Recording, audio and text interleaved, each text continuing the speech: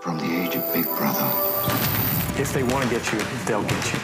The NSA specifically targets the communications of everyone. They're collecting your communications.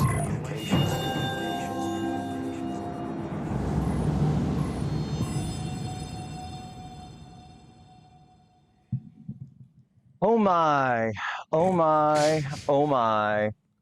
Is it time once again? Are we here, folks? Are we here once again? Oh yes, it's another Thursday upon us, and that means it must be Thoughtcrime Thursday, or perhaps for me, today might be Beach Crime Thursday. I'm not sure, folks, but we're all here. In fact, some of us may be a little bit more remote than others. What's up, guys, in your little studio, in your little state called Arizona that doesn't have a beach, doesn't have one of these right here? Are you at one of those kind of beaches, you know, with all the teens running around? If it's youths? If it's are area youths youthing it up? You're talking about beach crime. No. That's what makes me think of. No, we don't. No, our beach crime is there. The problem youths are not allowed in. Yeah, these are ideological crimes. Yes, of course, but not like the Mom Donnie ideological crimes. Hey, Jack, you look like you're having fun though, and I don't. You don't look that much more tan though. I got to be honest with you. I'm not sure. Do Poles have? I'm not sure Poles have the genetic ability to tan. I don't know. It must be the lighting, Jack. Yeah, you must be washed out. I got the sun like right over me as we're taping this, but like I am. You're not swarthy like us Mexicans. I'm looking like beet red. No, it's because I'm not Mexican like you. Yep. Did you know a show like this? They got a new Mexico Bell sound effect. Taco. That was the Taco Bell. I was like, what is that? I'm quarter Mexican, but according to 23andMe, it's mostly Iberian. Oh, okay. All right. We're going to need to see this. We're going to need to police I don't even know how to log into it. Once I found out they were going to use it to like biohack me someday, I was pretty upset that my mom made me do it, but true story. I'm mostly Iberian. Wow. Which is Spanish. If one person in your family does it, then they got you. Oh yeah, my mom did it, my brother did it, my dad did it. It was like early days of 23andMe. Yeah, now they have the unalterable rights to all our genetic code. We weren't thinking creatively enough at that point. So I can't spell. All right. Anyways, what are we talking about? All right, we have a lot of topics, but what if we just hang out and we just chill? What if we just do a chill stream? You know, we're not allowed to do that though, Jack. We have a job to do, Jack. Chill crime. We have thought crimes. Chill crime.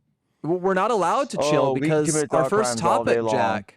Our first topic is about the ick, and everyone knows that women get the ick the most from men just chilling out and relaxing. It drives them absolutely unhinged, and so you decided to turn the tables, Jack. I did. What did you say? Describe what is a male ick? Yeah, so Jack asked. It's just like listening to liberal women whine about. Well, no.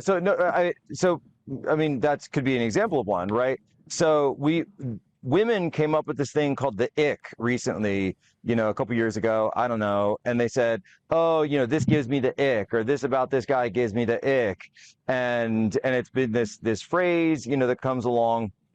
And so I wanted to say, okay, I've been listening to this for years now, and it's time for the fellas to have a turn, have a run, if you will, a run for the ring, a run for the trophy. And I said, gentlemen, what about women gives you the male ick?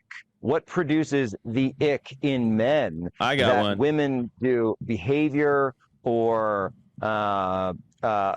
physical accoutrements, if you will.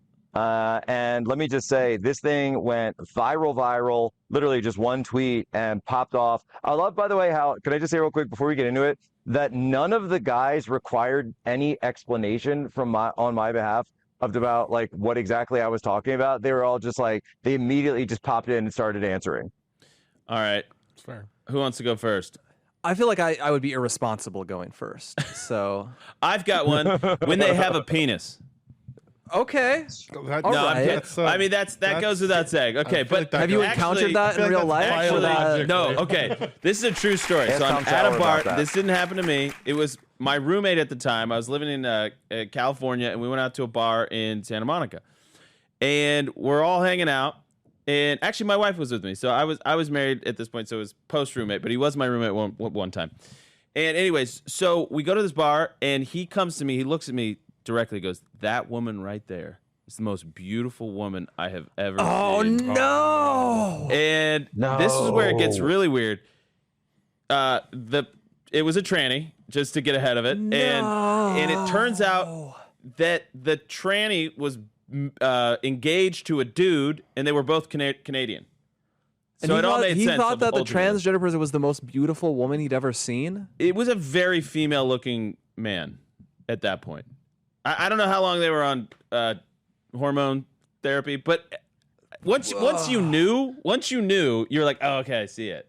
Okay, but then if you could see it, it was dark, admittedly, and that was the most beautiful woman he'd ever seen. I remember looking at him, going like, bro, and he went ghost white. He went ghost white, and I'm not going to mention his name. Is there something that gives you the ick from something that doesn't have a Y chromosome? Okay, yes. What gives me the ick actually is women shouting their abortions.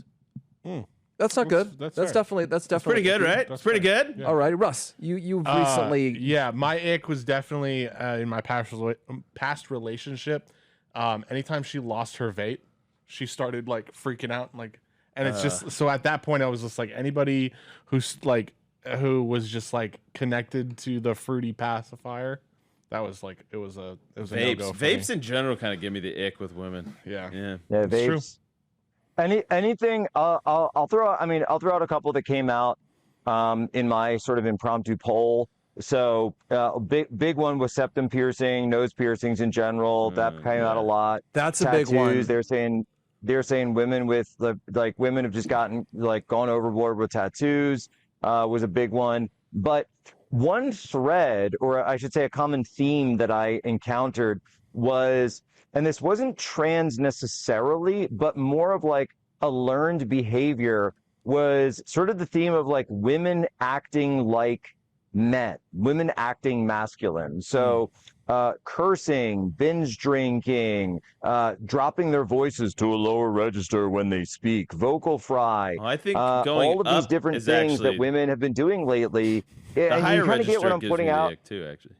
You know what I mean? And it gives the ick. It's like, why are female athletes, and other people, and when they talk, they just really, let's really put it out there, and we're gonna lay it out all on the field, and it's like, why are you doing that? Like, why are you talking like that? I don't know many women like that. I'm not sure I've encountered these. It was very interesting. Blake, you have dated. Yeah, I've dated. Definitely, I would endorse all the septum piercing ones. That one's always really bothered me. I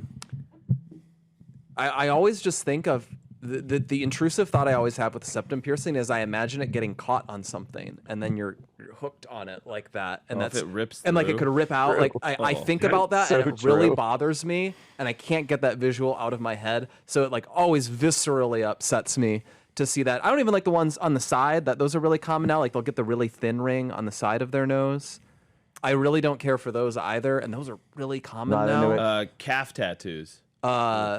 I'm in general. You guys we've had the tattoo debate. We've had the tattoo debate before. You don't have to get specific. No, but like specifically I on a will say woman. one I haven't heard yet. Usually the women that get those have like the really like muscular calves. Too, one like I will big say for sure is like too many muscles, too many female muscles, drunkenness. like too muscular. I would say, like if they're obviously inebriated. That's what I'm saying, dude. Like The binge puking, drinking, or not even puking, just like when they're really Beach out of it. crimes. Like it's not pleasant to see. I totally agree. in general, that's unpleasant, but it actually goes to that masculine behavior. So when they swear too much, Swearing too much, right? Being nasty to someone I see mentioning here, being nasty to waitstaff. That's something that's really off-putting.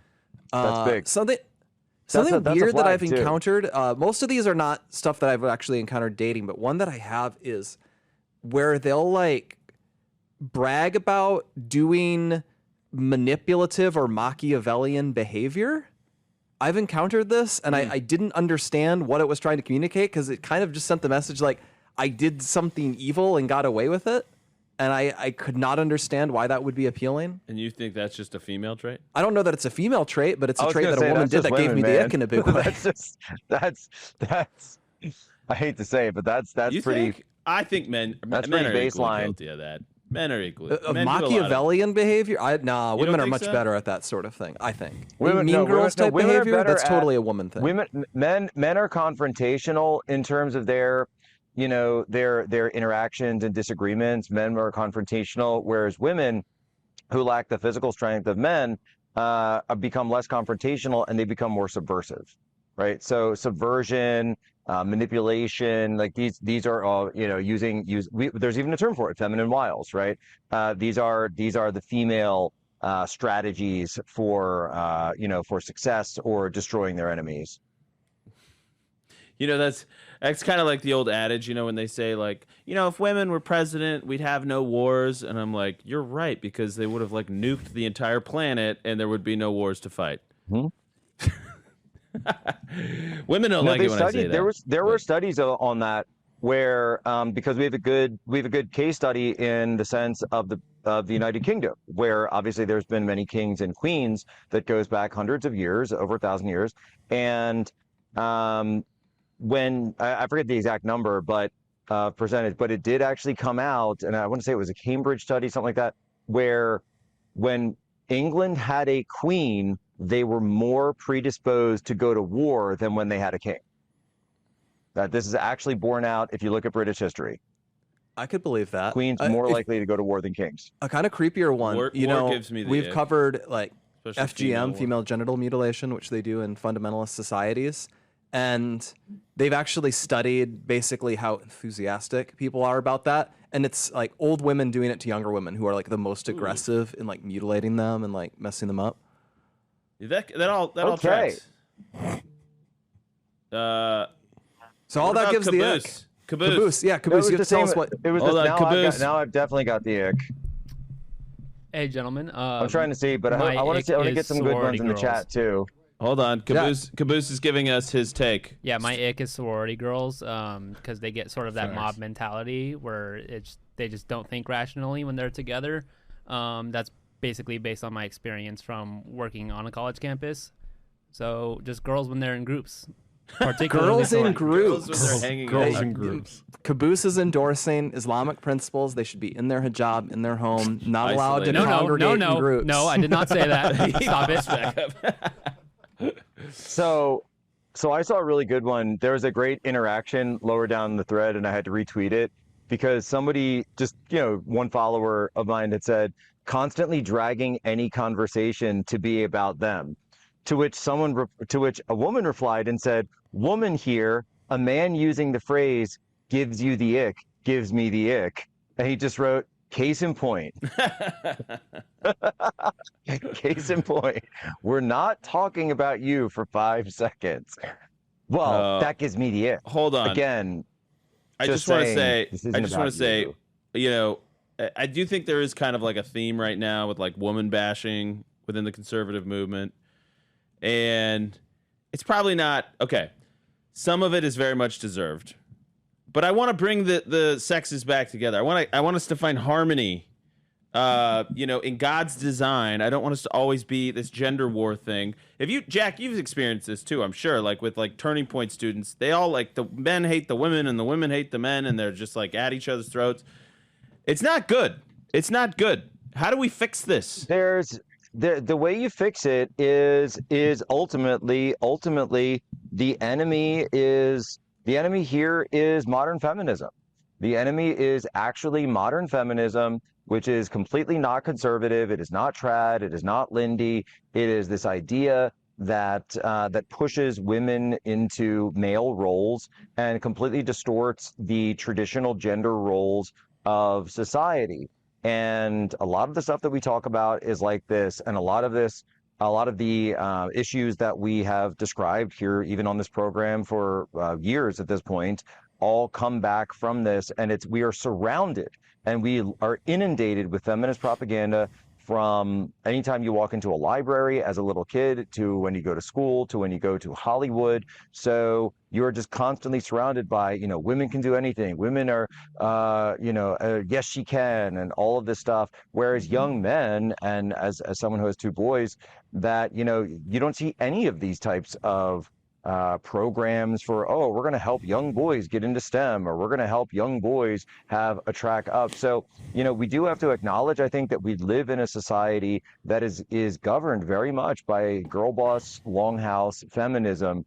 And until we deal with that and be able to wrestle that down into a place where women are told, once again, that actually that's not good for you and it's not going to give you the outcomes that you want, you're going to continue to see these conflicts. But also go to men and say, look, just because you're upset with women and just because you're upset with women the way they are, you also have to understand that doesn't mean that we should go and bash women and trash them and all the rest of it. It just means that you have to be good men as well, or else you're just going to have the separation of the sexes, and you're going to have that turn into a situation that we call the end of society. So I had Andrew Wilson on. We did like a long interview. For those who don't know Andrew, he's like a debater, and he's like really good at logic, orthodox guy, really fascinating his wife guy. Too, actually does a lot of stuff. What's that? His wife Rachel Wilson has been like exactly. by, they're like the power stuff. couple, anti-feminist power couple. They both done Rogan and stuff like that. So, anyways. He was kind of like grilling down on like what I thought and about different things. It was interesting. I was doing the same to him, but basically what it comes down to is probably the most important issue is fertility and making sure Americans can like achieve the American dream, affordability, all this stuff. But like fertility, like we got to get fertility rates up. Like Hungary's tried this. Everyone's trying it. Everybody's trying to. I mean, do you know South Korea is under 1 now? It's they're like under 0.8. They're like at 0.7 or South so. Korea it's really bad. Is actually under North Korea. Yes, North Korea has a higher birth rate than South Korea, which is nuts. Anyways, basically the whole darn thing, the whole civilizational project comes down to like, can we create enough babies? But Blake has been white pilling me on this. No racial connotations at all, but it actually is kind of like a white pill, right? We like white Americans. Our fertility rates are bouncing back. What's interesting is when you look at who's holding together, what's actually crashing is kind of the third world is crashing because they're getting basically fried by smartphones and TikTok. But what's holding up is kind of who we'd most want to have kids, like married couples who are upper middle class. They're ideologically more pro having kids. They're telling their kids to get married and to have kids. And like they're continuing to do so. And some of them it's even rising. And so my optimistic long-term take is basically Midwest nationalism, that we're just going to have people like my siblings who are all married off, all having kids now. And like they're going to have kids and they're going to have, my cousins are all having kids.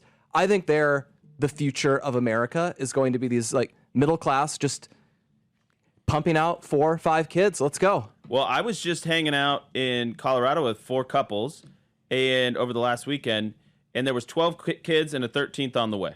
Pretty dang good. It was just like everybody's having a lot of kids. That's what I'm saying. Yeah, exactly. It was absolute pandemonium. Okay, so Jack, you know how our Women's Leadership Summit always like draws controversy? Like every year. No, never.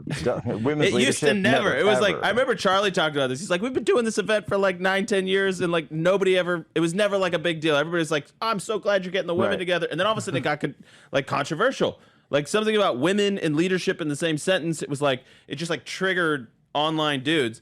I'm gonna play a clip that CNN did about the Women's Leadership Summit. And I want to hear from all the dudes here, including you, Caboose. Did these women pass the test? Did they pass the test, the man test? SOT 16.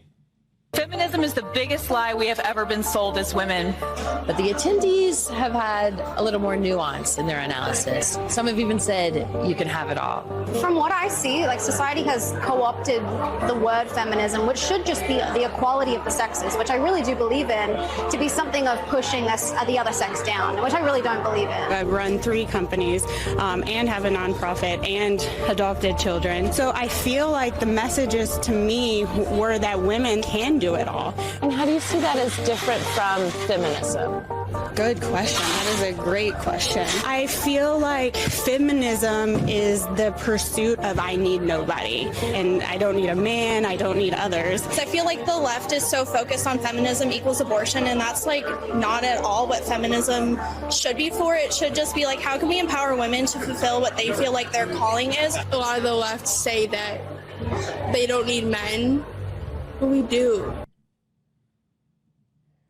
Did they pass? That was pretty good. That pretty was pretty good, right? Because ultimately, like Brigitte Bardot, right?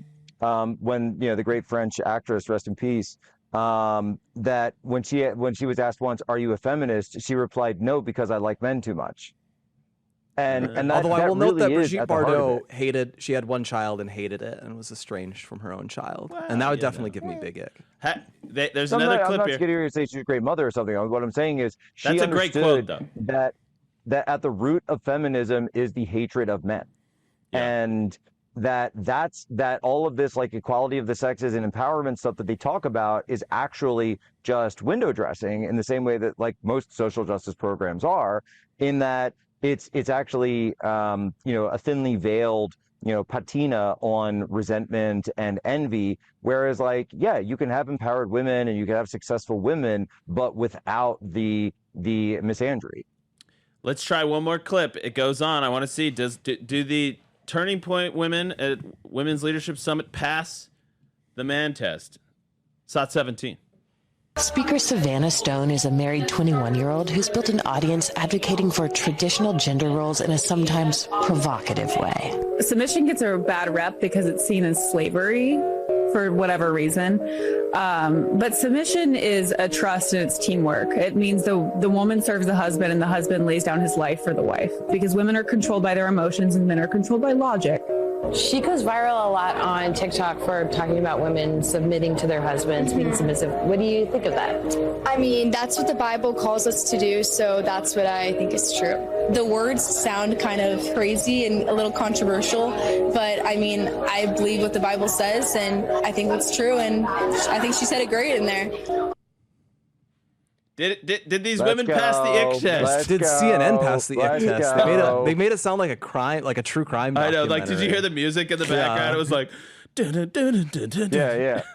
Like trying to make or it kind sound of like Who Wants to Be a Millionaire, and it's like the final ending. It's like, is that your final answer? And they're like, the Bible says submit, so we should submit. And I thought it was pretty dang good. I was proud of these women.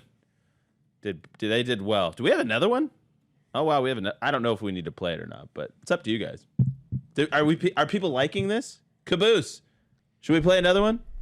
Go for it. I'd say these women passed the egg test just by being at a Turning Point USA event. Well, there you go. Oh, good point. Hey, sure, love that. All right, SOT 18, last Certainly one, Jack. Pass the egg test. No ick. Pass SOT 18. No ick. Obviously, if we didn't think women should be able to vote, we wouldn't be standing here trying to work in politics. Why do you think it's gaining traction right now? Honestly, I would say from a liberal perspective of we don't need men has made men so angry. It's harder for men to get a girlfriend. It's harder for them to get married. Women don't want to get married now. And I think that's why a conservative movement has pushed so much back on the word feminism, is because they feel like women are, quote unquote, ruining everything, which we're not. That's not true. So a feminist might say, hey, you guys are dealing with these really angry young men online, like incels, the Andrew Tates, the whatever. You guys need feminists right now to defend you and to defend your dignity as a person. What would you say to that? I would say it's all about how we approach it, though. I think by screaming back at them isn't going to help. Oh my gosh, knocked it out of the park. That last answer right there. I know. She's loading up everything. She's like, what about Andrew Tate? What about this? What about the internet? What about incels?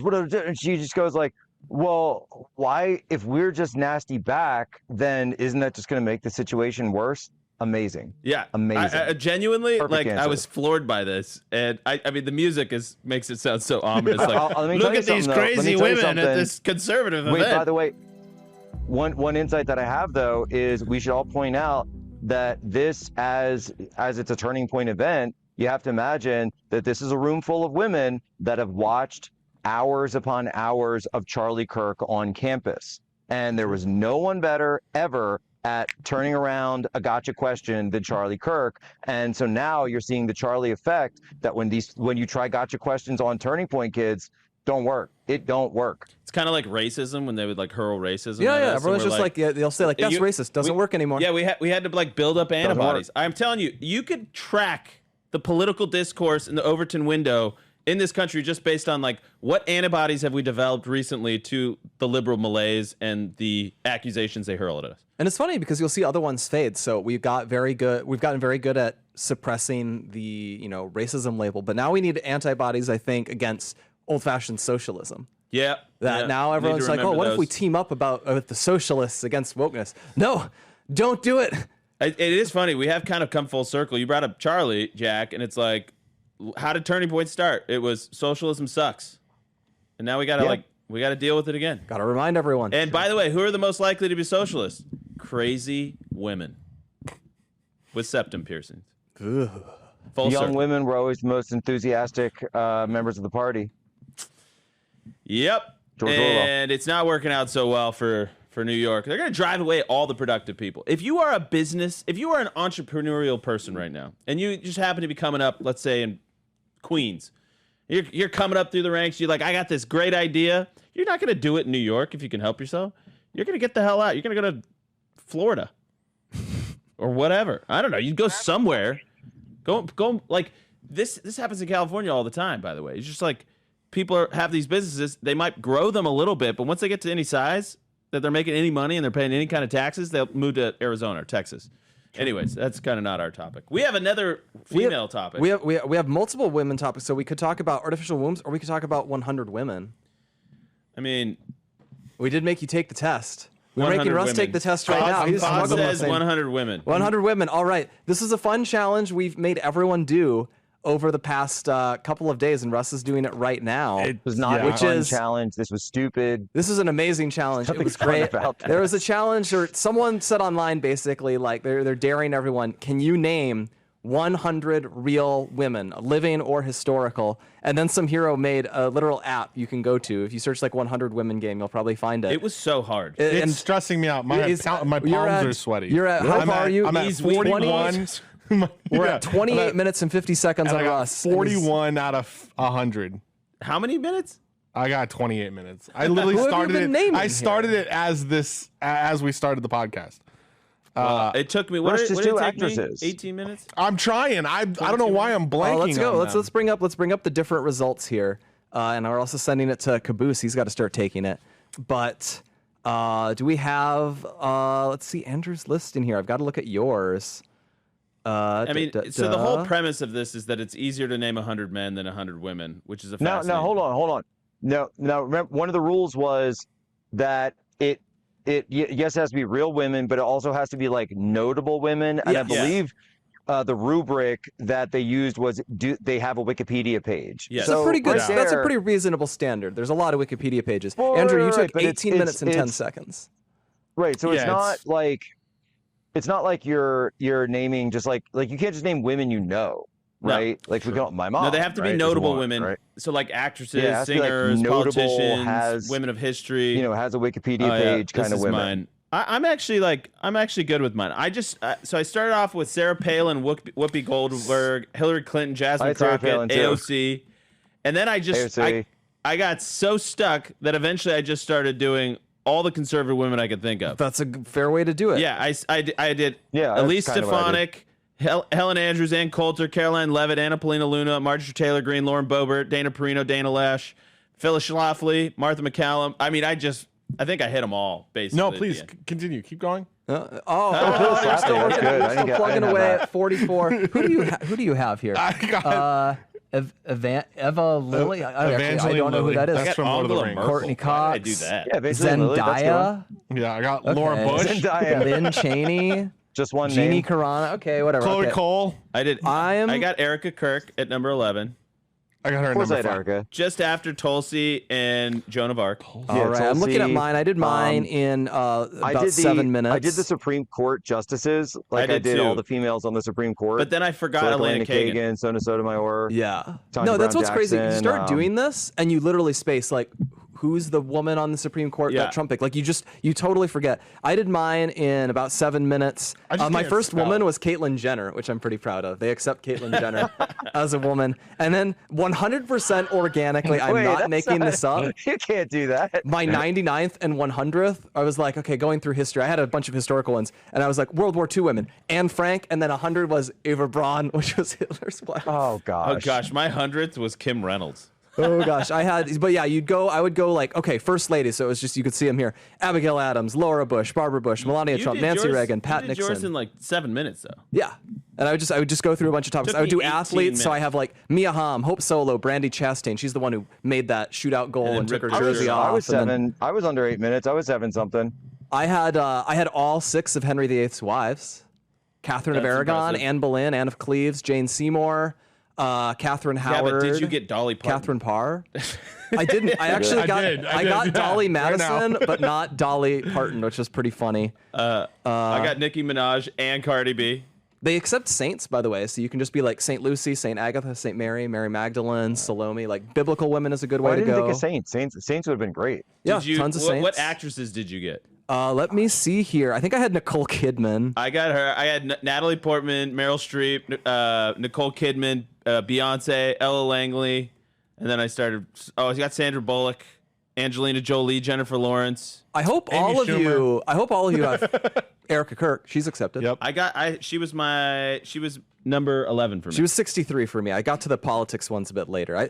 So I am insane enough that after Caitlyn Jenner, which was funny, I literally went historical. So I thought, who's the most ancient woman I can think of? So I had Hatshepsut, who was the first female pharaoh of Egypt. Wow. Okay. And then I did Cleopatra. And Jack, then who did you get? Who'd you get, Jack?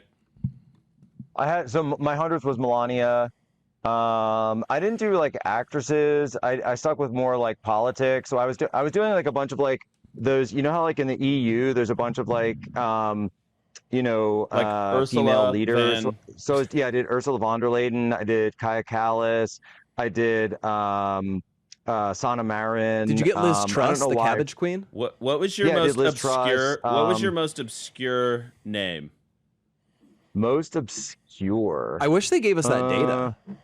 I did like, I mean, I have a few like Dianne Feinstein, Madeleine Albright. I think my most obscure eyeballing this list, I think my most obscure one has to be Pulcheria, who was a virgin empress of the Roman Empire in the 400s. I was doing like Mazie Hirono and like Kay Ivey, and I was just going through like governors and senators and stuff. I got all three Bronte sisters. That's a good one. Three-peat if you know all of them. I don't know who. Charlotte Bronte, I believe did Jane Eyre. Emily Bronte did Wuthering Heights, and then you got to have Anne Bronte, who did, I'm sure, something really nice if you're into that sort of thing. Blake, do you know Charlie Soong and the Soong sisters?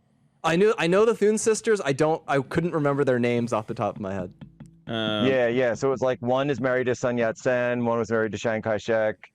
I did Carly Fiorina.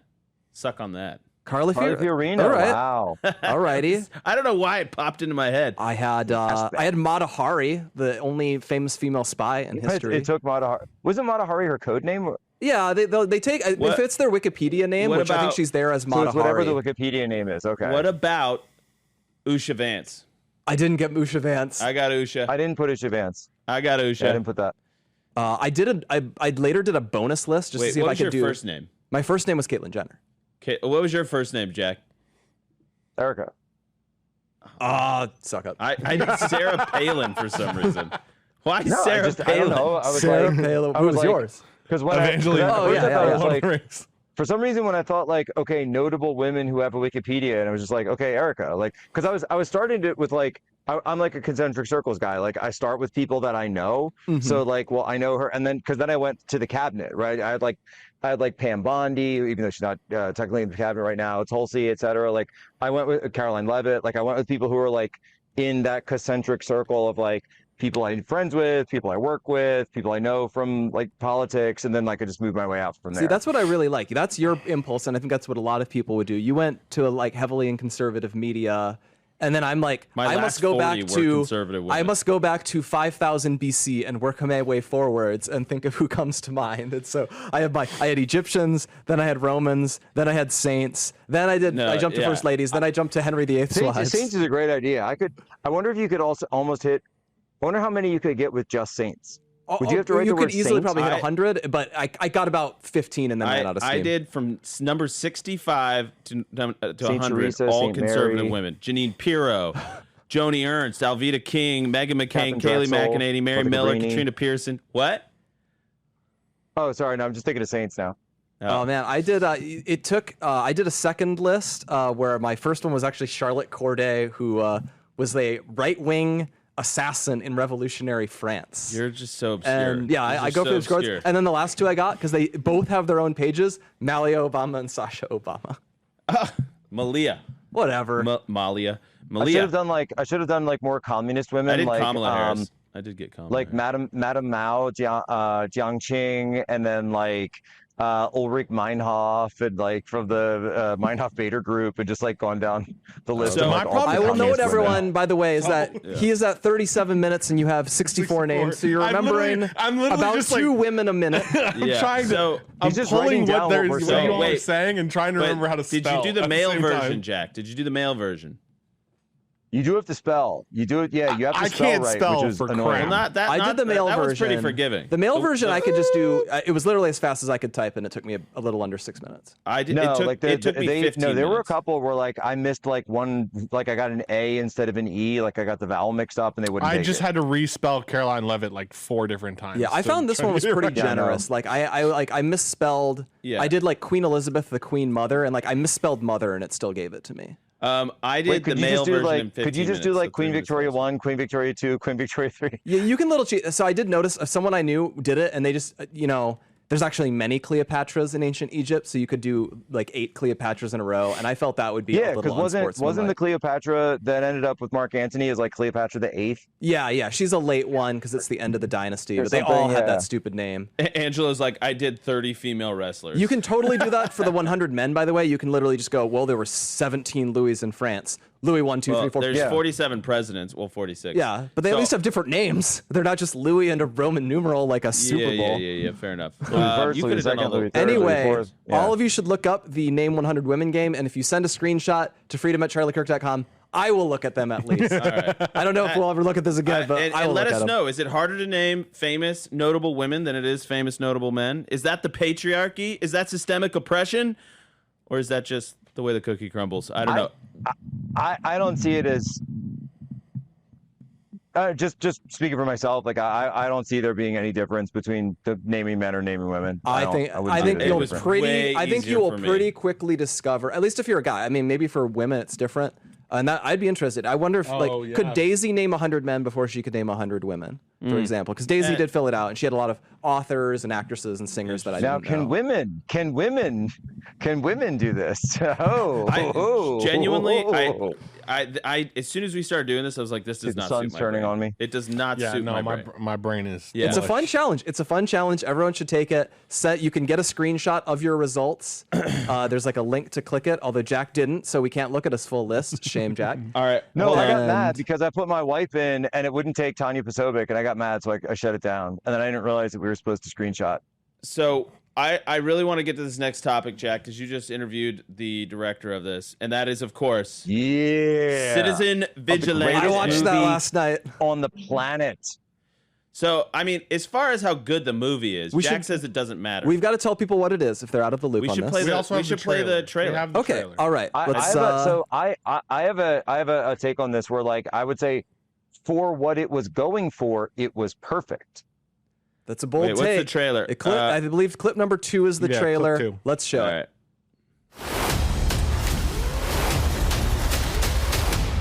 The truth is this.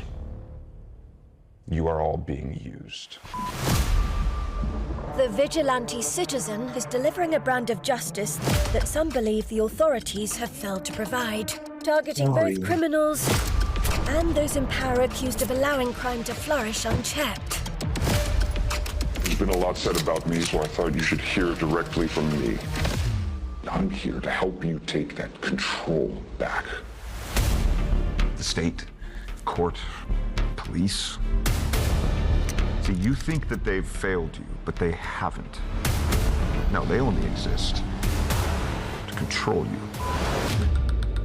Do you want justice? Yes. Let's get some fresh blood. You walk down the street and you get stabbed or robbed. He's a real hero. We need more guys like this. What does your country do? Nothing. Our current system is failing to protect our citizens. He's like the real deal. He's playing with us. What if everything they ever taught you was utter nonsense?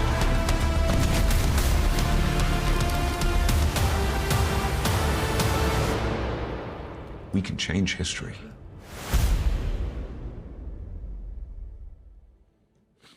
Okay. Okay. Oh yeah. So Blake, give the premise. The premise of this, so it's by before we review, we should explain that like what this is, just for folks if you haven't heard. That's what I was about yet. to do, Jack. That's what a premise is. Sorry, I thought you were doing the review. Go ahead. No. The premise of this film is it's set in Europe. Uwe Boll's German, although someone says we need this guy in Germany, so it might be set in a different country.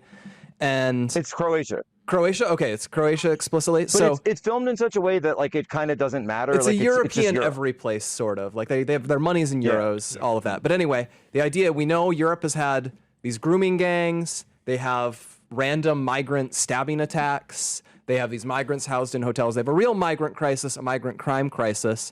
And the premise of this movie is that Armie Hammer is Citizen Vigilante. He's a guy who he is identifying some of these migrant criminals who've been in grooming gangs or have done other crimes. And he is being a vigilante. He is getting revenge on them.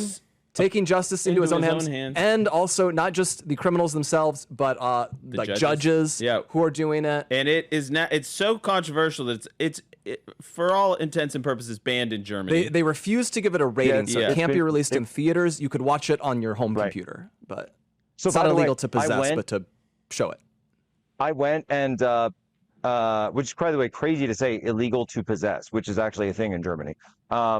That I went and so I interviewed the director this week on Human Events, and during that interview, I actually went and just pulled up okay, let's pull up a random movie theater in Germany and see which films are being shown, Uwe Boll, and it was like Obsession, which of course we talked about last week, which is incredibly violent. The Odyssey, which again is a war movie, like all war movies are very, very violent. Django Unchained was doing some kind of remake, or not remake, like a re-release, a replay of that, re-showing, and which again, one of the most violent films ever made, which is something to be said for the fact that it's Quentin Tarantino, and all of his movies are famously ultra violent. And so you can imagine just all of those films perfectly fine to be shown in Germany. And of course, by the way, The Punisher is also available on Disney Plus Germany right now, which is literally a vigilante film about a guy who kills criminals. All right. So here, I think, is one of the reasons it's getting banned in Germany. This is a pretty viral clip from the film. This is when Armie Hammer, who has been canceled himself, they call him a cannibal. I'm told that that's reliably untrue. He was just talk. Talk. He was locker room talk. He was a famous, rich Hollywood actor that enjoyed women. Let's just be honest. Locker room talk. Yeah. Anyways, I'm not here to defend Armie Hammer, but he is the lead here. So let's play this clip. SOT 6. So I guess you're wondering why I'm here. Are here because of my son, because of the court. The court to free him. And this is the court from your country. Of course. Because your son and his friends had to rape that 14-year-old girl. They're so traumatized from their childhood that they couldn't keep their dicks in their pants. He's young. He don't know nothing. Is that why you did it, Yusuf? I'm sorry. I'm sorry we did that. We thought she wanted it. And now she lives every single day afraid of what you and your friends might do since you were acquitted. It was very good work by your attorney, by the way, painting them as the victim. What was it? Traumatic integration? But we're all getting mental help now and support. We will be better in the future. I promise that. It's the right answer. The only problem is that on your social media, since the event, I have not seen any regret or empathy. In fact, I think you said that she deserved to be raped. What I mean is that they dress wrong and just make boys horny with their mini skirts. They show their legs and breasts. You wrote that she deserved it. I will delete it. Are these the values you're teaching your children? I teach him the values from Quran and these values from our family. Well, if these are your values, that women in America and Europe deserve to be raped because of a dress code, why did you come here? You know that we have several war in our country, and we have a dangerous life. That's why we are here. And I think you know that. Do you know what I think? Why? I don't think it was the good ones that got out of your country. I think it was the bad ones. And I think you brought with you your archaic value system and your commitment to religion over democracy and over anything else, including the rule of law. And how does that scene end, Jack? They get better. As he said, he's like, you'll get better. They are all made better. They're all one happy family. So I think in that scene, right, they lure. He goes full vigilante. Yeah, he goes. He was luring that family and then some of the other friends that took part in it's the other rapist. The other rapist. Yeah, the other rapist. Lures them in there, and then you can imagine it's called Citizen Vigilante. And those red they all on. gotta go. As it's been said. Really intense scene. And, watching it back, I'm like, wow, he really went. And that's what it takes to. I mean, that's why the movie's going viral right now, because it's like they go into the Quran, they go into like you sent the bad ones. I mean, like this is. It speaks to a primal id, and I guess this is now where Jack and I debate it, because I think have all of us seen the movie at this point? Yeah. So all of us have watched the movie. Jack possibly at 3 times speed. And I did watch it at 3 times speed. As much as I'd love to like it, this is Uwe Boll, who famously makes bad movies. Most of the movie's not very good. That's probably the best scene in the movie right there. Yeah. The last 30 minutes is literally the best. It's like a B-movie action, ride on the seat of your pants kind of thriller. It's not meant to be like War and Peace, right? It's not Tolstoy.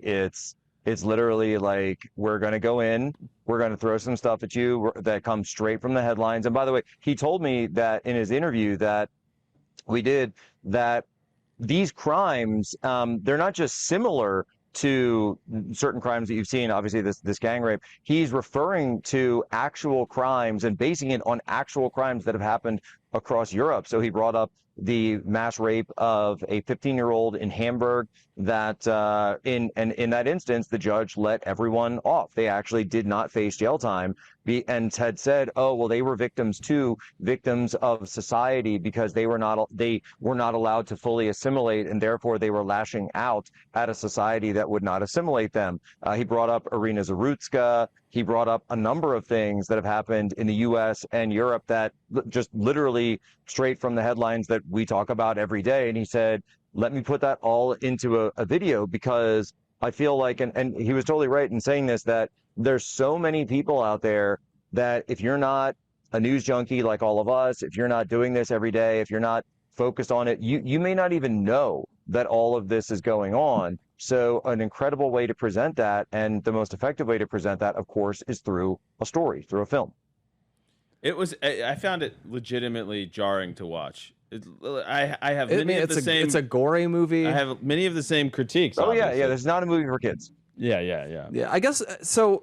The bigger picture, of course, is this is a film that presents vigilantism as either a solution or at least an appealing way to go about things. And we understand that Death Wish was popular for a reason as well. Yep. So I guess what would stand out to me is if we're going to have a viral movie that's presenting vigilantism as a understandable response to what's going on with migration, I guess I wish the person was more sympathetic, because the way the character Hammer's playing is basically kind of a psychopath. Like he actually, he himself murders random people in the film, which I thought was very strange. Well, he does deal with the judges too. Not just the judges, but like there's a scene where he's driving with a judge and he's kind of saying like, most people, they just, they're sheep who follow the rules no matter what. And so he drives into the wrong side of the road and makes someone else swerve off the road and crash, and their car explodes. He's like, that person's probably dead because they wanted to follow the rules. So he just killed a random innocent person. Well, it's a very pro-anarchy.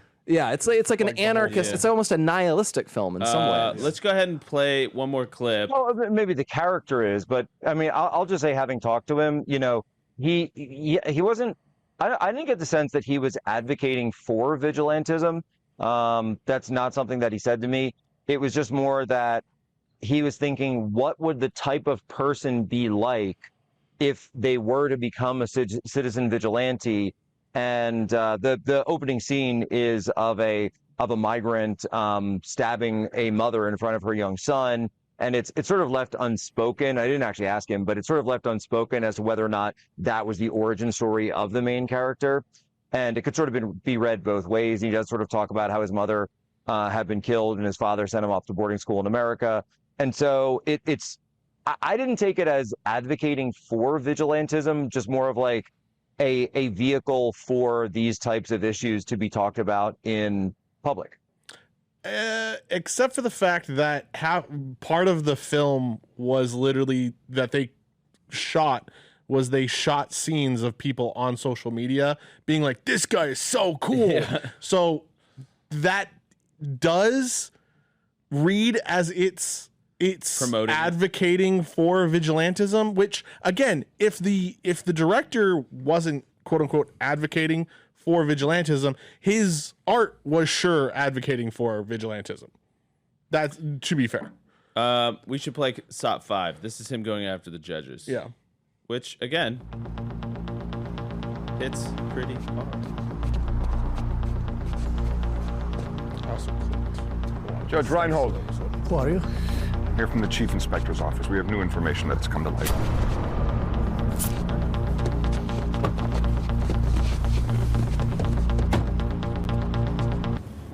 It's going to be very suspicious when that turns up in your blood, isn't it? Let's hope they don't run a toxicology report on your body. Who knows? Maybe you have a bit of a tolerance for heroin. You seem to like heroin dealers anyway. How many of them have you let back onto the street? The laws are meant to protect the victims, right? It's not the perpetrators. Maybe that's when you lost your North Star. When you started using the laws to help people hurt people. You know, it's not just the perpetrators. You cause collateral damage, Judge. It's people like you letting people get away with rape and murder. Excusing their behavior. Letting people get away with rape and murder. 6 boys raped a 14-year-old girl.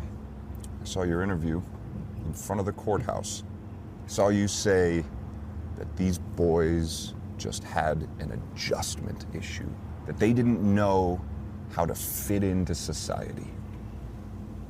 But what you don't understand is the society that you think they don't fit into is falling apart and dying. And you are the cancer that is killing it. Our politics failed to integrate teenage migrants into our society. Also didn't give them the help to function by our rules and our laws.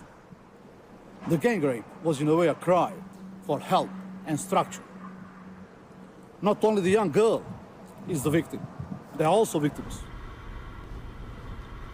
Because in the You really rape, believe that? not only the victim, also the perpetrators are getting traumatized.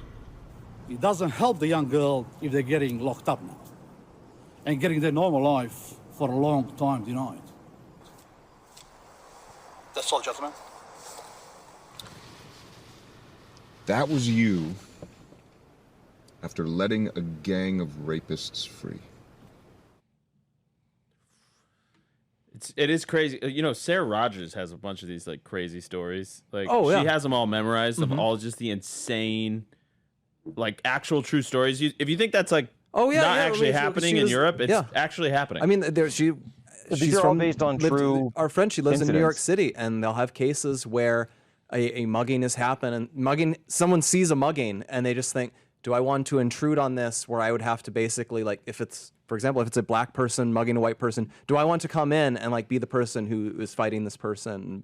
We know how they can. If there's a video of it spirals out of control, and yeah, Daniel Penny, perfect example. I mean, he was vindicated, and yet he had to go through the harrowing experience of you've got to count on 12 people. You had the state of New York try to destroy your life because the person that you were choking was the wrong color. I hate to say it. So this is a European story, Citizen Vigilante, but we should throw this graph up. This is the foreign-born number and share of people living in the United States. And what's really troubling about this is the number got really high as a percentage of the total population, like 1910, 1920, and then it dropped down in between 1940 and 1970 down to 4.7% slammed of the population. Door. When we hit our bicentennial, that was about as the least about as foreign America had ever been. And then, if you see the graph, we are at our highest percentage than at any time since 1850 to 2025. We are at almost 16% foreign-born, and I bet that number is actually no one higher. ever voted for. Never voted for it. Nope. Just no, and they say that in the film actually that these people didn't vote for this, and we should mention, by the way, speaking about authors, the director's intent here, that he does say at the end, and the very first thing he said to me, he said, "I made this film for the victims. I made this film," and it says at the end, this film is dedicated to the victims of rape and murder that have been let down by the legal system. And he specifically said that this is about them. This is about their experiences. This is about, because he pointed out in that case in Hamburg, which similar to the movie, as it shows that girl still lived in the same neighborhood as her rapists, and then when they were let out of jail, that they were basically just sent back to the same neighborhood. So she still has to live with them right around the corner every single day. Again, I still don't think it reads as advocacy. I think it's more just like an exploration of like a what if scenario, kind of like Joker was a what if scenario. Well, it's right? not really a what if scenario. It's literally happening. Well, I think the what if, as far as what if scenarios in terms go, of the vigilantism. And guys, you know what else is super crazy? It looks like Elon Musk saw that this film had been banned in Germany, and he decided to go up on his X account and put the entire film of Citizen Vigilante up there for free. So it's only up for 24 hours. So if you're listening to this on Saturday, when the podcast goes up, it's probably down right now, but just amazing that the richest man in the world is literally posting a movie like this to his X account. That's a worthwhile question. Let's suppose one of these grooming gangs got a vigilante went and they actually killed 3 members of a confirmed grooming gang who we thought were underpunished. How do we think people would respond to it? What do we think would happen? In America? Well, it hasn't happened in America. Well, let's say in Britain. Sure, let's say in Britain there mean were like a migrant gang? Yeah, I am genuinely I'm surprised that some parent hasn't. Maybe they have. I don't know, but I don't know of a story off the top of my head of some dad that took matters into his own hands. I mean, there is a famous story in the U.S. I think Jack might remember the name, but a guy whose son was abducted by a man. Shot him in the airport. Yeah, and he shot him in the airport. Yeah, he was convicted, but he got a very light sentence. Gary Pache. Gary they have it on video.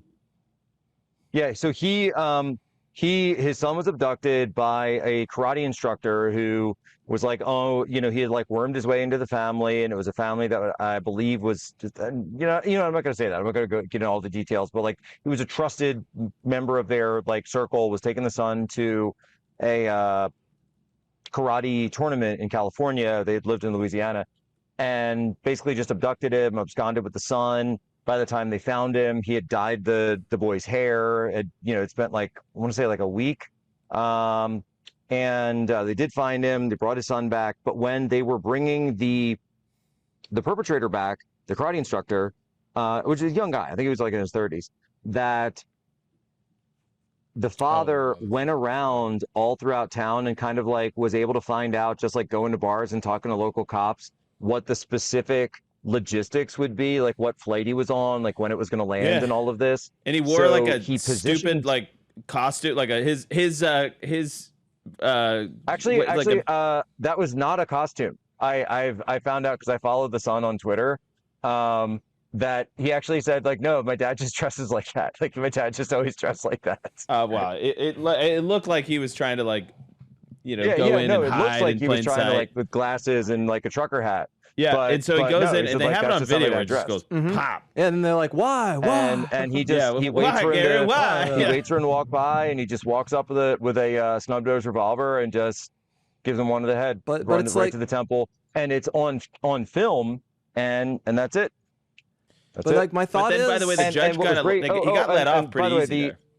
Yeah, he did. The reaction I think he got 6 months or something. They got him. They gave it was temporary insanity. And basically, I think one of the prosecutors later went on, this is back in the 80s, but one of the prosecutors went on to say that we don't think there's a jury anywhere in Louisiana that would convict him. Fair. He was originally charged with second-degree murder, took a plea deal of no contest to manslaughter, was given a 7-year suspended sentence, 5 years probation, 300 hours of community service. That's pretty light. Yeah. And I think of other things. Have you ever heard of the in broad daylight killing?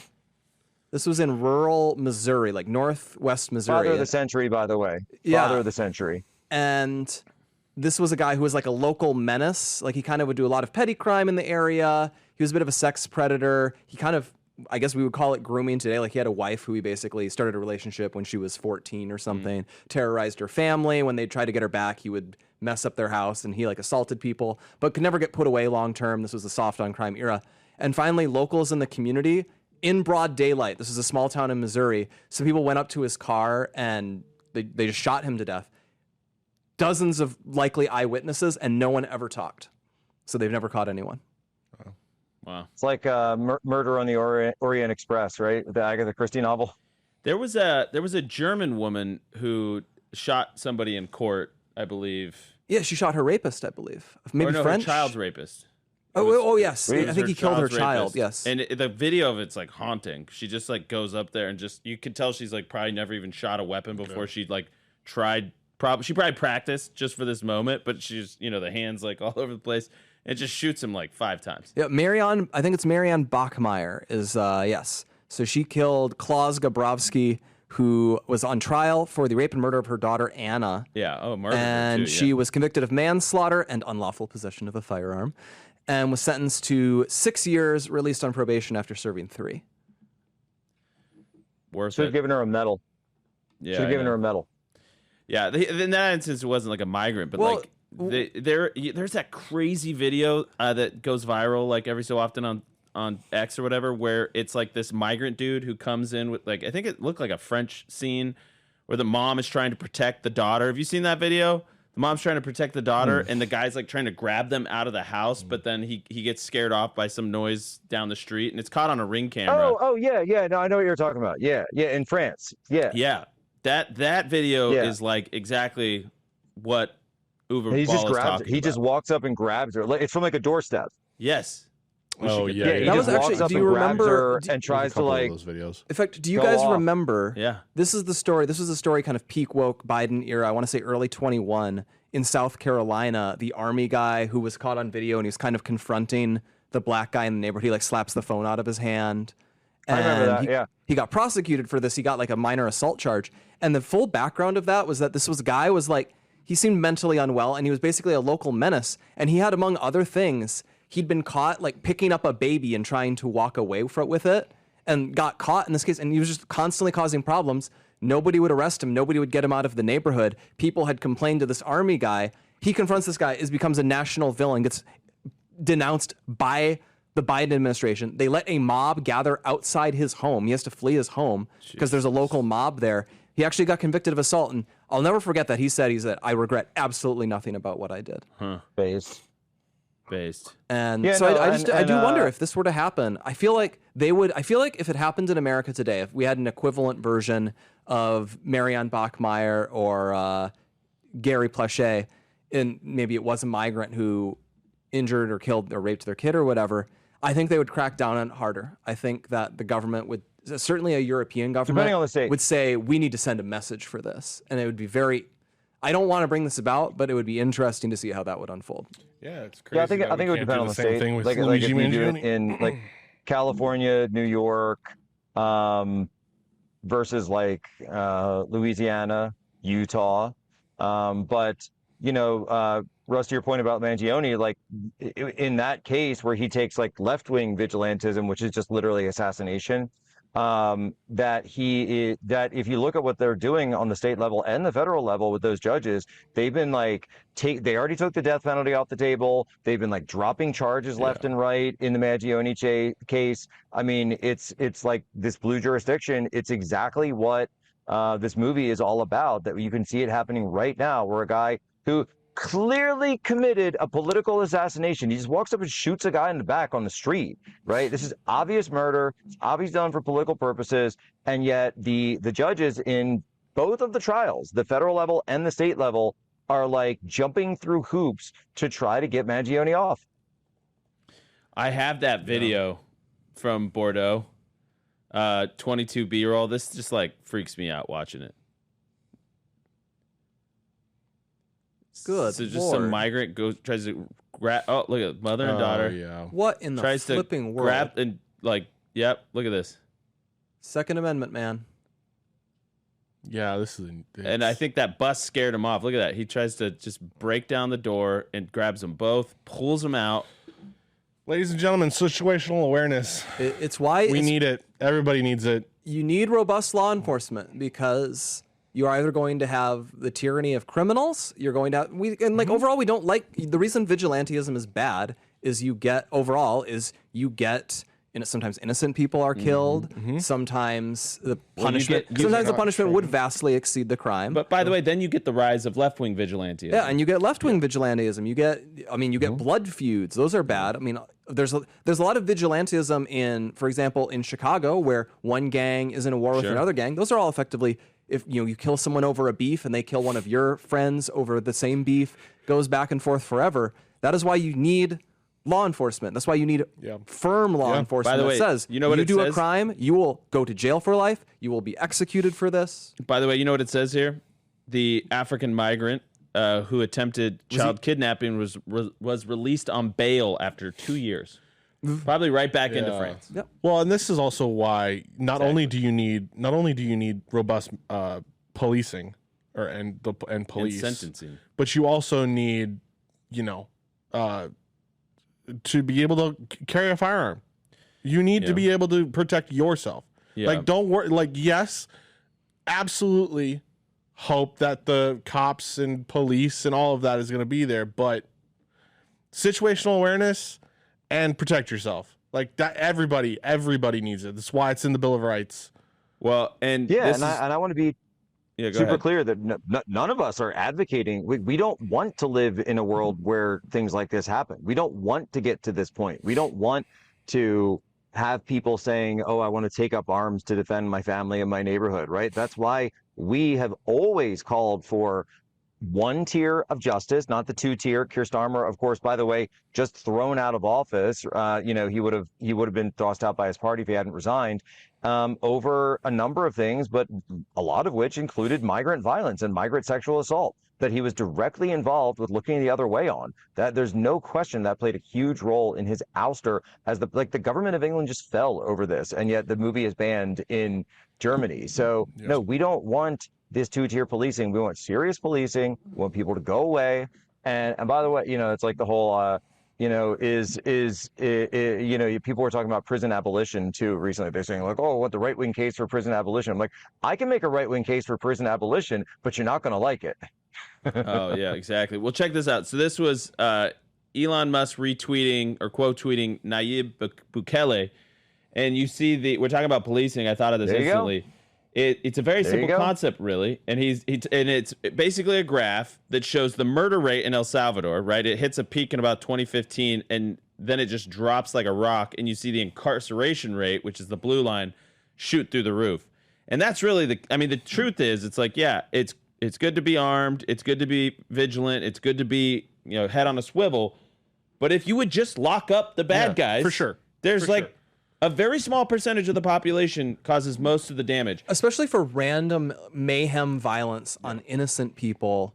Like, most murders, it's often pointed out, it's a criminal kills another criminal, and that's bad, and we don't like it, but it's not as likely to make someone feel terror when they go outside. Right.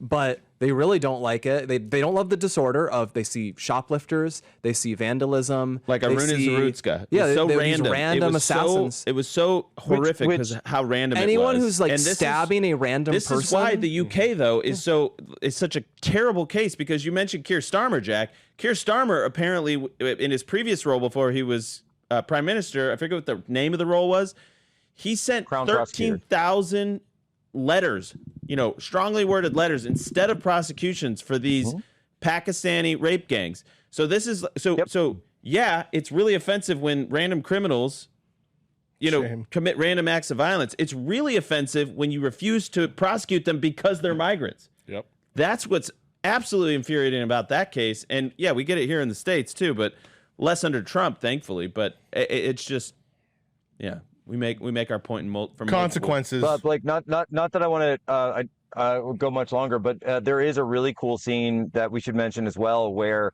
it's definitely the director speaking through the character, as most of the scenes are, where he's monologuing. But there's a scene where he also confronts a couple of fare jumpers on the bus too, which I really liked. And he's explaining to them the concept that if you don't pay for your bus ticket, if you're running around stealing, then that's going to make the cost of everything go up. And then eventually, maybe we won't have those things anymore. And he's like, all of society will fall apart if we don't abide by these basic rules. I feel like that's way too much abstract thinking for the typical fare jumper. I thought you were going to say the weird scene, as I call it, the autistic landlord scene. I really don't want to say more. If you guys watch the movie, you'll know exactly what I'm referring to. He was like, I thought it was great that he was a landlord. There's like a whole subplot kind of thing there where and some of his tenants are prostitutes. So again, like they don't portray this guy as like some white knight. He's very much not. No, it wasn't the original title Dark Knight, but then they made him take it off because they didn't want to get sued by Warner Brothers. Yeah, I think so. It's a little bit too close to Batman. Yeah, and like there's a lot of Batman elements here because he like inherited a lot of wealth from his father as well, and he's the building owner, and at one point he's in one of the rooms with a prostitute and is utilizing her services. And then immediately afterwards, he's like, is that mold? Is that mold on the wall? And it's just like, Jack, how would you know? You watched it at 3X. That's true. Yeah. Hold on, Jack. I saw the movie. Jack, you gotta watch.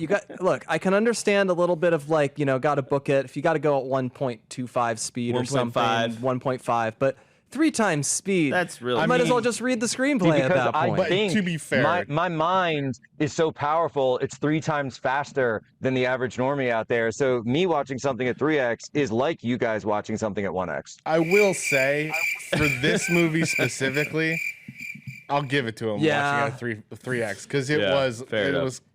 I literally went and cut a 38-minute version of this film that cuts out like a lot of the middle. And it's much better. There's a lot of slow monologuing. There's a lot of like extended sequence of just people walking, or like for example when the SWAT team is coming, they're just like, let's have 45 seconds of them running around. I think I actually think people should support the film. Actually buy it, and if you whatever speed you want to watch it. I want to say that as well. Yeah.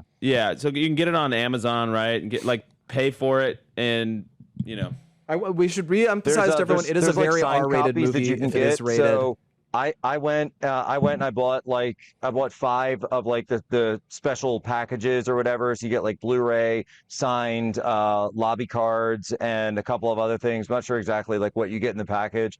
And I was thinking about maybe doing like a giveaway, like you show me that you paid for it, and like I'll send some listeners the set or something like that. Just to do what I could to support the cause. Support the cause. You see something like that. We talk about economic warfare all the time. Something like this comes out, and we had Sound of Freedom a couple of years ago. That did really, really well in the U.S.